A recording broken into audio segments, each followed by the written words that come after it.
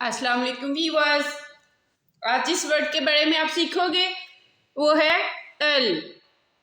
L L L word है ये। L sound है इसकी ल ल ल ल लैडर लैडर लैडर लैडर।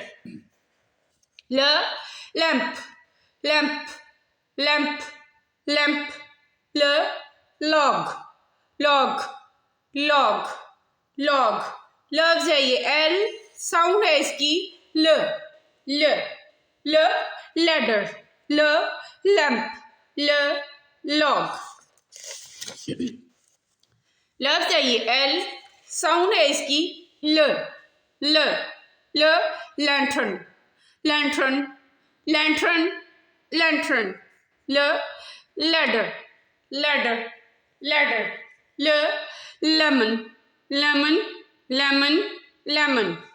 लफ्ज है ये। एल साउंड है इसकी ल ल लैंटर्न ल लेमन ल लैडर।